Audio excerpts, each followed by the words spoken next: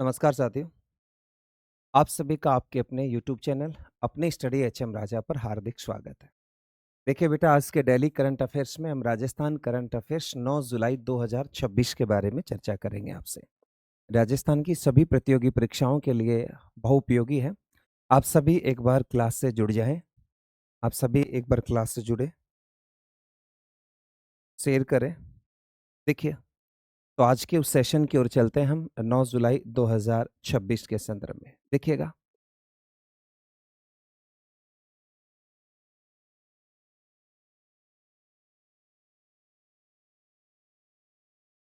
9 जुलाई 2026 Rajasthan current affair सूजत सार पर हम लोग आपसे चर्चा कर रहे हैं।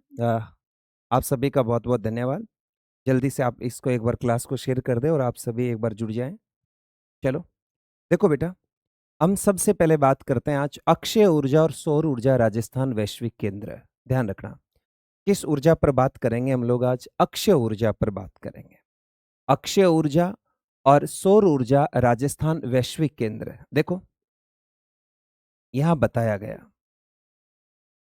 कि इंटरनेशनल सोलर अलायंस आईएसए समझौता, हमारा एक समझौता हुआ जिसे हम लोग इंटरनेशनल सोलर अलायंस समझौता के नाम से जानते हैं। ये जो इंटरनेशनल सोलर अलायंस है, ये राजस्थान देश का पहला राज्य बना है जिसके साथ 128 देशों के समूह वाले आईएसए ने रेम work for action advanced clean energy driven sustainable development पर क्या किए हैं? हस्ताक्षर किए हैं। ये आपको अच्छे से ध्यान रखना कि इंटरनेशनल सोलर अलायंस जो समझौता है उसमें भारत के साथ टोटल कितने देशों ने समझौता किया है? तो भारत के साथ टोटल 128 देशों ने समझौता किया है, जो रेमवर्क फॉर एक्शन एडवांस और clean energy driven sustainable development पर इनके क्या हो चुके हैं? हस्ताक्षर हो चुके हैं। इस इंटरनेशनल सोलर अलायंस समझौते के बेटा ध्यान रखना, इसकी वर्तमान क्षमता देखो, इसमें बताया गया कि वर्तमान क्षमता क्या रहेगी। तो राज्य में 24 गीगावाट से अधिक, कितने गीगावाट से अधिक? 24 गीगावाट से अधिक स्थापित सौर ऊर्जा क्षमता है, देश में सर्वाधिक है। और कुल स्वच्छ ऊर्जा क्षमता लगभग 48 गीगावाट है। यानी 24 गीगावाट से अधिक इस समय उत्पादन क्षमता हो रहा है। यानी देश में सबसे ज्यादा वर्तमान में सौर ऊर्जा उत्पादन में पहला स्थान किसका? राजस्थान का। भविष्य का लक्ष्य क्या रखा गया इसमें? भविष्य का लक्ष्य रखा गया कि Rajasthan integrated clean energy policy के तहत 125 गीगावाट स्वच्छ ऊर्जा क्षमता विकसित करने का लक्ष्य रखा गया है। कि हमने एक भविष्य में ये लक्ष्य रखा कि हम आने वाले समय में यानी 125 गीगावाट सौर ऊर्जा का क्या करेंगे? उत्पादन करेंगे। दूसरी बात, आगे देखिए, इसके अंदर बताया गया कि कौन कौन सी तकनीक काम लेंगे। इसमें तकनीकी पहल विद्युत सेवाओं में सुधार और मांग के सटीक आकलन के लिए आर्टिफिशियल इंटेलिजेंस और अजमेर विद्युत वितरण निगम में डिजिटल ट्रेविन तकनीक पर आधारित पायलट प्रोजेक्ट क्या किया जाएगा? शुरू किया जाएगा। इसमें समझौते में बात हुई है कि भैया हम तकनीकी पहल करेंगे, विद्युत सेवाओं में कैसे सुधार हो, मांग के सटीक आकलन कैसा हो। तो हम आर्टिफिशियल इंटेलिजेंस और अजमेर विद्युत निगम जो लिमिटेड है उसमें डिजिटल ट्विन तकनीक पर आधारित एक पायलट प्रोजेक्ट को क्या करेंगे? शुरू करेंगे। दूसरी बात, इसमें फिर कहा गया पीएम कुसुम योजना, कि पीएम कुसुम योजना इसके माध्यम से 4 गीगावाट से अधिक सौर ऊर्जा से 26 जिलों में किसानों को दिन में क्या दी जा रही है? बिजली दी जा रही है। इसमें यह बताया गया कि जो पीएम कुसुम योजना है उस पीएम कुसुम योजना के अंदर 4 गीगावाट से अधिक सौर ऊर्जा क्षमता वाले 26 जिलों को किसानों को दिन में क्या दी जा रही है? बिजली दी जा रही है। यह बात भी इसमें कही गई। आगे देखो, अंतरराज्यीय जल समझौता हुआ है, नर्मदा अवार्ड। देखो, अंतरराज्यीय जल समझौता, ये आपको ध्यान रखना है कि भजन लाल जी के शासनकाल में जल समझौते खूब हो रहे हैं। अंतरराज्यीय जल समझौता यानी जिसे आप कहते हैं नर्मदा अवार्ड। देखो, इसमें कहा गया लंबित भुगतान का निपटारा, केंद्रीय गृह मंत्री अमित शाह की मौजूदगी में राजस्थान, महाराष्ट्र और गुजरात और मध्य प्रदेश के मुख्यमंत्रियों के बीच नर्मदा अवार्ड के लंबित भुगतान के निपटारे पर ऐतिहासिक क्या हो चुका है, समझौता हो चुका है। यानी नर्मदा नदी को लेकर चारों राज्यों में विवाद था। पहला राज्य जो विवादित था वो मध्य प्रदेश, महाराष्ट्र, गुजरात और राजस्थान। इनके बीच में ये अवार्ड का जो भुगतान था बहुत दिनों से पेंडिंग में चल रहा था और दोनों के बीच में अमित शाह जी ने चारों के बीच में ये समझौता करवा दिया गया, क्योंकि Gujarat BJP, Maharashtra BJP, Madhya Pradesh BJP, Rajasthan BJP. आगे देखो, आगे देखिए, सरदार सरोवर परियोजना, यह समझौता परियोजना का निर्माण लागत में राज्यों की हिस्सेदारी से जुड़े लंबे समय से लंबित विवाद के वन टाइम सेटलमेंट यानी अंतिम निपटारे का मार्ग प्रशस्त करता है। जो सरदार सरोवर बांध बना था उसका पैसा पेंडिंग पड़ा हुआ था, उस समझौते पर यह ऐतिहासिक समझौता हुआ था जिसे वन टाइम सेटलमेंट के नाम से जाना जाता है। आगे देखिए, इसमें एक बात यह कही कि अधिशेष जल का उपयोग वर्ष 2026-27 की बजट घोषणा के क्रम में मानसून काल के दौरान मिलने वाले अधिशेष जल के भंडारण के लिए डीपीआर तैयार की जा रही है, जिससे पश्चिमी राजस्थान को पेयजल मिलेगा। इसमें अधिशेष जल के बारे में बताया कि जो अतिरिक्त जल है, ये 26-27 की बजट के अंदर ये बात बताई कि जो अतिरिक्त जल है उस अतिरिक्त जल किसको मिलेगा, मानसून काल के दौरान मिलने वाला जो अधिशेष जल है वो पश्चिमी राजस्थान को मिलेगा, ऐसे इसमें बताया गया। अगला पॉइंट देखिए, विदेश संपर्क स्टेट आउटरीच कॉन्फ्रेंस। अपने राजस्थान के अंदर एक कॉन्फ्रेंस का आयोजन हुआ, उस कॉन्फ्रेंस का नाम क्या था बेटा, विदेश संपर्क स्टेट आउटरीच कॉन्फ्रेंस। ये ऐसे हुई तो देखो, राजस्थान में पहली बार 16 जुलाई को राजस्थान इंटरनेशनल सेंटर री आरआईसी जयपुर में इसका आयोजन किया गया कि विदेश संपर्क स्टेट आउटरीच कॉन्फ्रेंस का पहली बार आयोजन कहाँ किया जाएगा, तो इसका पहली बार आयोजन 16 जुलाई को होगा। 16 जुलाई को, ये ध्यान रखना, स्टेट आउटरीच कॉन्फ्रेंस का आयोजन 16 जुलाई को राजस्थान इंटरनेशनल सेंटर जयपुर में इसका आयोजन होगा। दूसरी बात, इसका उद्देश्य क्या था, इसका उद्देश्य था कि सुरक्षित और वैध प्रवासन के प्रति लोगों को जागरूक करना तथा फर्जी एजेंटों से बचाना। देखो, कई लोग विदेशों में जाते हैं ना, यहां से कहीं फर्जी आदमी उनको बेचारों को घाल ले जाते हैं और वहां जाकर अनर्गल उनको फंसा देते हैं। तो उन एजेंटों से बचने के लिए यह काम किया जा रहा है कि सुरक्षित और वैध उनका प्रवासन हो, प्रति लोगों के जागरूक करना और फर्जी एजेंटों से उनको बचाने के लिए विदेश संपर्क स्टेट आउटरीच कॉन्फ्रेंस 16 जुलाई जयपुर को राजस्थान इंटरनेशनल सेंटर पर आयोजित होगी। पहली बार होगी, यह भी ध्यान रखना। आगे देखो, सीमावर्ती जिलों के लिए विशेष निगरानी क्षेत्र। देखो, राजस्थान के जो सीमावर्ती जिले हैं उसमें एक विशेष निगरानी क्षेत्र विकसित किया जा रहा है। देखो, भारत सरकार के गृह मंत्रालय में ने राष्ट्रीय सुरक्षा और सीमा विकास को मजबूत करने के लिए राजस्थान के 4 सीमावर्ती जिलों को विशेष निगरानी क्षेत्र घोषित किया है। राजस्थान के कितने जिलों को, 4 जिलों को विशेष निगरानी क्षेत्र में घोषित किया है। अब देखो, इसमें शामिल जिले कौन कौन से हैं। इसमें जो शामिल जिले हैं वो है, इसके अंतर्गत बाड़मेर, जैसलमेर, बीकानेर और गंगानगर। बाड़मेर, जैसलमेर और बीकानेर और गंगानगर जिलों को इसमें शामिल कर दिया। इसमें फल्लोदी जिला शामिल नहीं है। मुख्य पहल क्या है इसकी, मुख्य पहल देखो, भारत पाकिस्तान सीमा पर सुरक्षा को अभेद बनाने और स्थानीय बुनियादी ढांचे को सुधारने के लिए यह काम किया गया कि दोनों देशों के बीच में जो बुनियादी ढांचा वो कैसे सुधरे, उसके लिए major security initiative along India Pakistan border की स्थापना की गई है। यानी मैसिब, ये ध्यान रखना, मैसिब की क्या की गई है, स्थापना की गई है। तो 4 जिलों को विशेष निगरानी क्षेत्र में शामिल किया गया। आगे देखो, राजस्थान के उदयपुर में परमाणु खनिजों के भंडार की खोज, क्या गजब है कि हाल ही में उदयपुर यानी किस जिले में परमाणु खनिजों के बड़े भंडार की खोज हुई है, तो आपका राइट आंसर क्या होगा, उदयपुर। राजस्थान के उदयपुर में परमाणु खनिजों के बड़े भंडार की क्या की गई, हाल ही में खोज की गई है। देखो, महत्वपूर्ण खोज किसकी हुई है, ध्यान रखना। राजस्थान के उदयपुर जिले के भिंडर, ये ध्यान रखना, भिंडर, भिंडर तहसील के निवानिया क्षेत्र में, भिंडर तहसील के निवानिया क्षेत्र में परमाणु खनिजों को यानी एटॉमिक मिनरल्स के बड़े भंडार मिलने की प्रबल उम्मीद जताई गई है। ये ध्यान रखना है कि राजस्थान के उदयपुर जिले का जो भिंडर है, भिंडर का जो निवानिया क्षेत्र है, वहां से परमाणु खनिजों की मिलने की बड़ी उम्मीद जताई गई है।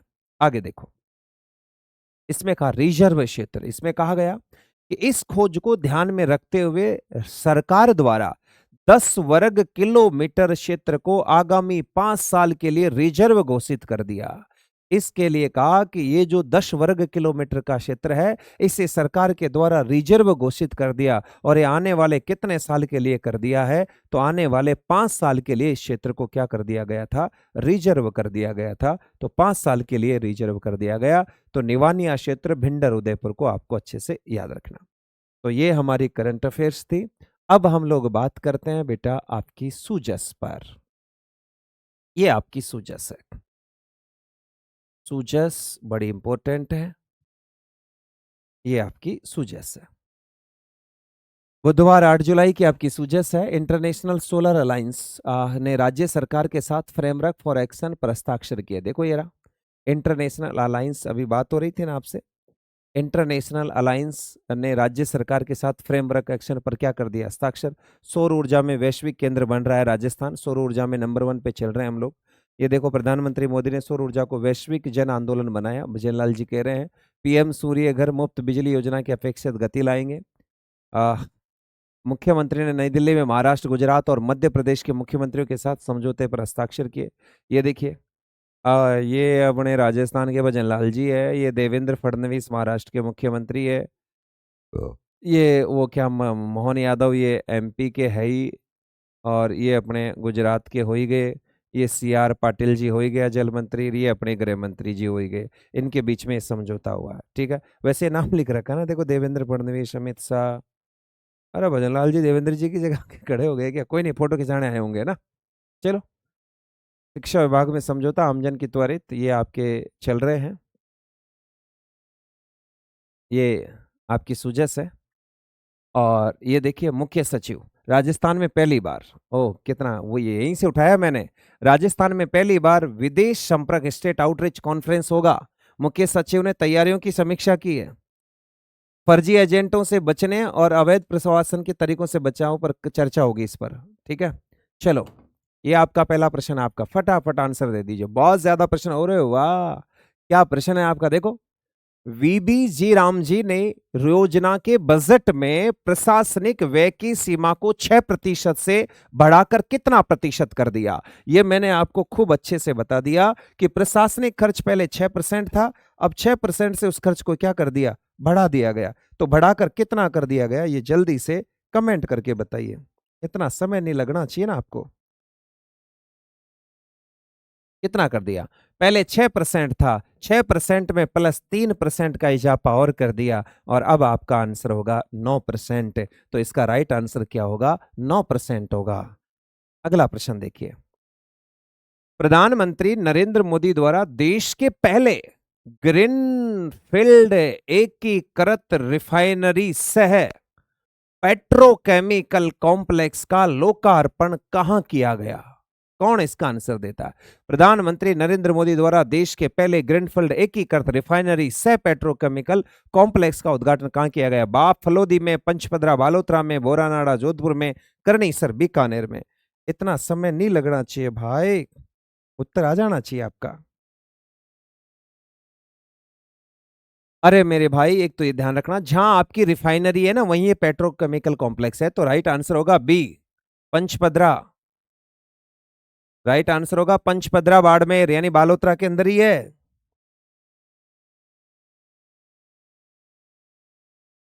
आगे देखो, आंसर आ जाना चाहिए ना फटाफट। देखो, हाल ही में प्रधानमंत्री द्वारा उड़े देश का आम नागरिक विजन के तहत किस राष्ट्रीय योजना को संशोधित संस्करण का शुभारंभ किया गया। देखो, प्रधानमंत्री जी ने एक योजना शुरू की गई जिसका नाम था उड़े देश का आम नागरिक। उड़े देश का आम नागरिक। तो ये उड़े देश का आम नागरिक विजन के तहत किस राष्ट्रीय योजना के संशोधित संस्करण का शुभारंभ कर दिया गया? पीएम गति शक्ति योजना, बिल्कुल इसका संबंध तो है ही नहीं। संशोधित उड़ान योजना, स्वदेश दर्शन योजना, ये तो इसका संबंध भी नहीं है। राष्ट्रीय वायु मार्ग विकास योजना, इसका संबंध भी नहीं है। तो फिर आपका राइट आंसर होगा बी, संशोधित उड़ान योजना। प्रश्न संख्या 3। ये लो जी, ये कल मैंने सहकारिता स्थापना दिवस के मौके पर ये आपको बताया भी था। पैक्स कंप्यूटरीकृत अभियान के तहत ई पैक्स के माध्यम से ऑनलाइन लेन देन के मामले में राजस्थान का देश में कौन सा स्थान है? ई पैक्स, भारत में 50,000 पैक्स को ई पैक्स बना जाएगा, जिसमें से लगभग 5,500 5600 और कुछ पैक्स राजस्थान में बनेंगे। तो पैक्स के लेन देन के मामले में राजस्थान का कौन सा स्थान है? तो इसका राइट आंसर होगा प्रथम। वेरी वेरी इंपॉर्टेंट प्रश्न है कि राजस्थान का पैक्स कंप्यूटरीकृत अभियान के तहत ई पैक्स के माध्यम से ऑनलाइन लेन देन के मामले में राजस्थान का देश में कौन सा स्थान है? तो वो प्रथम स्थान है। अरे कौन सा स्थान है? प्रथम स्थान है। और आज का लास्ट प्रश्न है, तो जिसका पंचगौरव योजना में एक जिला एक उत्पाद के तहत चूरू जिले का उत्पाद कौन सा है? चूरू जिले का उत्पाद लकड़ी के उत्पाद, कृषि आधारित उत्पाद, ऑटोमोबाइल पार्ट्स, रत्नाभूषण क्या होंगे? और इसका राइट आंसर होगा लकड़ी के उत्पाद। अरे क्या होंगे? लकड़ी के उत्पाद। चूरू जिले का जो है वो एक जिला एक उत्पाद में लकड़ी के उत्पाद है। अब नेक्स्ट बात करते हैं हम लोग, कल आपने जो करंट पढ़ी उसके प्रश्नों पर चर्चा करते हैं। 8 जुलाई के एमसीक्यू प्रश्न है। यह कल की क्लास ली तो आप इनका उत्तर जरूर दोगे, कल की क्लास नहीं ली तो इनका उत्तर आप नहीं दे पाओगे। द्वितीय उत्तर पश्चिम क्षेत्रीय एग्रीविजन सम्मेलन 2026 का आयोजन राजस्थान के किस शहर में किया जाएगा? एग्रीविजन जयपुर, जोधपुर, कोटा। जयपुर, जोधपुर, उदयपुर, कोटा, कहां किया जाएगा?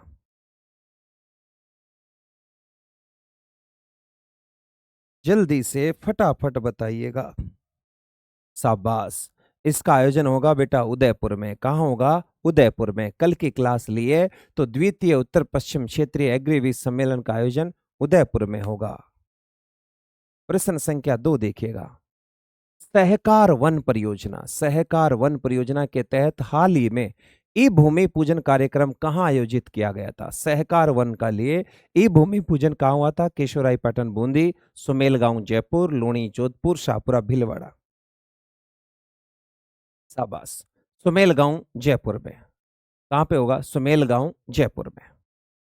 प्रश्न संख्या 3, राष्ट्रीय सांख्यिकी कार्यालय एनओसो की नवीनतम रिपोर्ट, राष्ट्रीय सांख्यिकी कार्यालय एनओसो की नवीनतम रिपोर्ट के अनुसार प्रति कर्मचारियों सालाना औसत वेतन देने के मामले में देश में प्रथम स्थान पर कौन सा शहर रहा है? प्रथम स्थान पर कौन सा शहर रहा है? यह कल बताया था कि मुंबई, बेंगलुरु, दिल्ली, जयपुर। तो आपका राइट आंसर क्या आया? शाबाश, तो इसका राइट आंसर होगा आपका जयपुर। अब ये आप जब भी बताओगे ना, तब आपने कब की क्लास ली है? कल की क्लास ली है। और अगर आपने कल की क्लास नहीं ली ना श्रीमान जी, तो आप इनके उत्तर नहीं बता पाओगे। अरे आप इनके उत्तर नहीं बता पाओगे, इसलिए आपको कल की क्लास लेनी ही पड़ेगी। जैसे आज की बातें मैं आपसे कल पूछूंगा तो आपको आज की क्लास लेनी ही पड़ेगी। इसलिए तो एक दिन यानी साथ के साथ आपका क्या हो रहा है? रिवीजन हो रहा है। प्रश्न संख्या 4 देखिए, कुश्ती संघ द्वारा एक योजना शुरू की गई। कुश्ती संघ द्वारा शुरू की गई योजना बैक टू बाउट, यानी योजना का नाम है बैक टू मैट, के तहत घायल पहलवानों को कितनी आर्थिक सहायता राशि प्रदान की जाती है? जो घायल खिलाड़ी है उनके लिए बैक टू मैट एक योजना शुरू की गई ताकि उन्हें आर्थिक सहायता संबल मिले। तो उसके लिए कितनी राशि है? 21,000, 31,000, 51,000, 1,01,000। तो इसका राइट आंसर क्या होगा? 51,000। बैक टू मैट के तहत पहलवानों को कितनी संबल राशि दी जाएगी? 51,000 की दी जाएगी। तो इसका राइट आंसर क्या होगा बेटा? 51,000। अरे कितने हजार? 51,000। प्रश्न संख्या 5 देखिए, केशोराई पाटन बूंदी में आयोजित राष्ट्रीय सम्मेलन में बिना मिट्टी के खेती करने वाली किस तकनीक को हरित स्वर्ण नाम दिया गया है? बिना मिट्टी के खेती करने वाली किस तकनीक को हरित स्वर्ण नाम दिया गया? हाइड्रोपोनिक्स तकनीकी, एक्वापोनिक्स तकनीकी, एरोपोनिक्स तकनीकी, वर्टिकल फार्मिंग तकनीकी। फटाफट आंसर कमेंट करिएगा। इतना टाइम थोड़ी लगता है मेरे भाई। शाबाश। हाइड्रोपोनिक्स तकनीकी इसका राइट आंसर होगा। हाइड्रोपोनिक्स तकनीकी एक ऐसी तकनीक है बेटा जिसमें बिना मिट्टी के, अरे कैसे, बिना मिट्टी के खेती करने की एक नई तकनीक है जिसे क्या नाम दिया था? हरित स्वर्ण। ये भी ध्यान रखना, उसे हरित स्वर्ण नाम दिया गया था। तो ये हमारी कल मैंने आपको पढ़ाई उसके ये 5 MCQ प्रश्न मैं रोज लेकर आता हूं आपके लिए। ये प्रश्न आपके रोज चलते हैं ताकि आपका साथ के साथ क्या हो जाए, रिवीजन हो जाए। आपकी क्लास शाम को 6:30 बजे होती है। ये क्लास मैं आपसे फिर कह रहा हूँ बेटा, कभी 25 मिनट, हद मार के कभी 30 मिनट से ज़्यादा ये क्लास नहीं होती। नहीं तो 20 से 30 मिनट के बीच में क्लास खत्म हो जाती है। और इतना समय तो आप दे ही सकते हो डेली करंट अफेयर्स के लिए। तो आप सभी का बहुत बहुत धन्यवाद। आप सभी को बेस्ट ऑफ लक जो आप इस क्लास को इतना प्यार और प्रेम दे रहे हैं। तो ये ध्यान रखना। इस प्रकार से आज का अंक हमारा समाप्त होता है। कल फिर मिलते हैं शाम को 6:30 बजे एक नए अध्याय के साथ और एक नए बिंदु के साथ।